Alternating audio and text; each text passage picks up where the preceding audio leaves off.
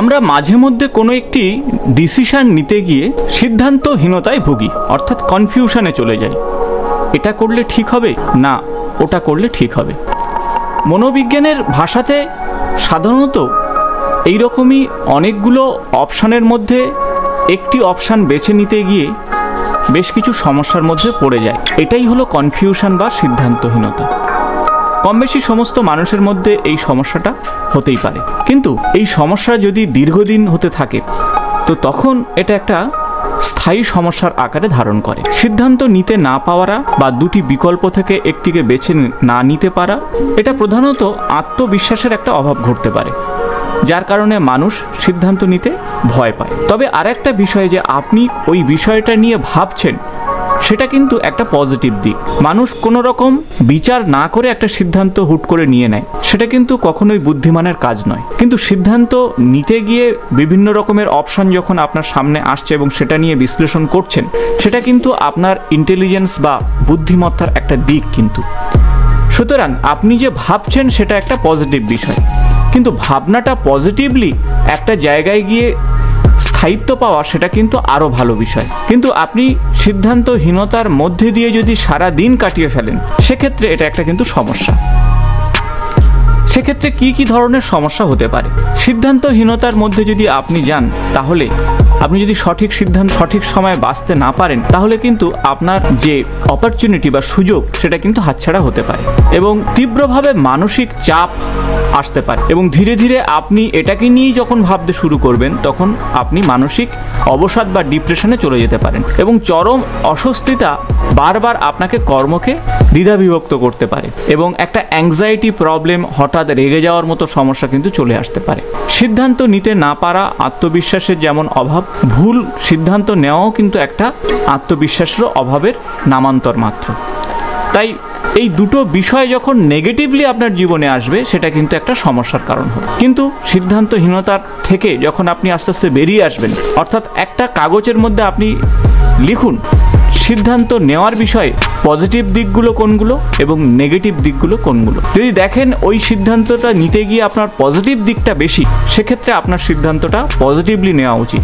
আর যদি এটা না নিতে পারেন, তখন কিন্তু আপনার মনে কিছু অ্যাংজাইটি, কিছু ভয়, শারীরিক কিছু প্রভাব এবং হাত পা কাঁপা, অস্থিরতা চলে আসা, হৃদস্পন্দন বেড়ে যাওয়া, হাত পা যেন অসাড় হয়ে আসছে, ঘেমে যাচ্ছেন, গলা শুকিয়ে আসছে, এই ধরনের উপসর্গ কিন্তু আপনার আচরণের মধ্যে চলে আসতে পারে। এমন সমস্যা যদি আপনার বারবার চলে আসে, অর্থাৎ এই সিদ্ধান্তহীনতার সমস্যা যদি আপনার একটা ব্যাধি হয়ে দাঁড়ায়, তাহলে আপনি কি করবেন? আমি 5টি বিষয় নিয়ে আপনাদের সঙ্গে কথা বলবো, যে বিষয়গুলি আপনারা অবশ্যই মাথায় রাখবেন এবং সেগুলো আপনার জীবনে প্রয়োগ করবেন। তাহলে দেখবেন আপনি এই সিদ্ধান্তহীনতার সমস্যা থেকে বেরিয়ে আসতে পারছেন। একেবারে ছোট বয়স থেকেই কিন্তু এই সমস্যাগুলো চলে আসে। বাবা মা সর্বদা বাচ্চাকে একা ছাড়তে চায় না, সিদ্ধান্ত নেওয়ার বিষয়ে চাপিয়ে দেয় বাচ্চার উপরে। তার ফলে বাচ্চার কিন্তু মেরুদণ্ড সোজা হতে পারে না, অর্থাৎ সর্বদা কেউ না কেউ তার পাশে থাকুক, এই বিষয়টা সে সর্বদা মনে প্রাণে চায়। তাই ছোটবেলা থেকেই সন্তানকে ছোট ছোট সিদ্ধান্ত নেওয়ার সুযোগ দিতে হবে এবং যদি ভুল হয় সেই সুযোগগুলোকে কারেকশন করতে হবে। আর দেখবেন এই সমস্যাটা আস্তে আস্তে দূর হবে। সুতরাং আপনি যদি এই সমস্যায় থাকেন, আপনার সন্তানকে কিন্তু এই সমস্যায় যাতে না পড়ে সেই বিষয়টা আপনি দেখবেন। অর্থাৎ আমি বলবো একেবারে শুরুতেই আপনি শুরু করুন, তাহলে দেখবেন শেষটা আপনার ক্ষেত্রে সুন্দর হবে। ফলে আপনার সন্তানের আত্মবিশ্বাস ধীরে ধীরে গড়ে উঠবে। তাই আজ থেকে আপনি আপনার সন্তানের ছোট ছোট সিদ্ধান্ত নেওয়ার অধিকার দিন এবং তাকে গাইড করুন। দ্বিতীয়ত, নিজের প্রশংসা নিজে করুন। জীবনের ইতিবাচক বিষয়গুলো তো অবশ্যই থাকবে, ইতিবাচক চিন্তাভাবনা করবেন, জীবনে ইতিবাচক ভাবার চেষ্টা করুন। ছোট ছোট বিষয়ে যেগুলো আপনি পজিটিভলি এগিয়ে গেছেন, সেই বিষয়গুলো নিয়ে আপনি রোমন্থন করুন, প্রশংসা করুন নিজেকে। দেখবেন এই ছোট ছোট বিষয়ই আপনাকে কিন্তু আত্মবিশ্বাস ফিরিয়ে দেবে এবং সিদ্ধান্ত নেওয়ার ক্ষেত্রে আগামী দিনে অত্যন্ত ভালো কাজ করবে এই ছোট ছোট সিদ্ধান্ত। নিজেকে আরও বেশি সফল ব্যক্তি হিসাবে তুলে ধরুন। নিজেকে কখনোই অন্যের সাথে তুলনা করবেন না, অন্য ওটা পারলো আপনি পারলেন না, কারণ এক একটা ব্যক্তি এক একটা ধরনের, আলাদা আলাদা। তাই সবাই যে একই কাজ পারবে, একই পদ্ধতিতে পারবে, এটা কিন্তু ঠিক নয়। পদ্ধতিগত পরিবর্তনে আপনি ওই কাজটা আপনি অবশ্যই পারবেন। সবাই যে গান করতে পারবে এমন কথা নয়। আপনি গান হয়তো ভালো লিখতে পারেন, আপনি হয়তো ভালো সুর দিতে পারেন, কিন্তু গানটা আপনি করতে পারেন না। কিন্তু আপনি তো পারেন, এই ব্যাপারটা আপনি রিয়েলাইজ করুন। এবং অনেক সময় এই না পারার যন্ত্রণাটা আপনাকে কিন্তু অনেক সময় সিদ্ধান্ত নিতে গিয়ে সমস্যার মধ্যে ফেলতে পারে। আর পরিবারের সদস্যকে অবশ্যই সমস্ত কথা খুলে বলুন, কখনোই চেপে রাখবেন না কোনো কথা, কোনো মানুষের সঙ্গে তুলনা করবেন না নিজেকে, এবং আত্মবিশ্বাস কখনো আপনি কমিয়ে আনবেন না। সিদ্ধান্ত নেওয়ার ক্ষেত্রে এটা কিন্তু বড় সমস্যা। নিজেকে দ্বিধা বিভক্ত করবেন না, ভয় পাবেন না, এবং অন্ধের মতো কাউকে কপি করবেন না। নিজের প্রকৃত যে মানসিক গঠন সেটাকে বিকশিত হতে দিন। নিজেকে কিছু কিছু বিষয়ে পরিবর্তন করুন ঠিকই, কিন্তু আমূল পরিবর্তন নিজেকে করবেন না, কারণ নিজের পার্সোনালিটি কখনোই আমূল পরিবর্তন করা যায় না। পার্সোনালিটিকে কিছুটা রূপ পরিবর্তন করা যায় মাত্র। তাই তুলনা করা আজ থেকে বন্ধ করুন।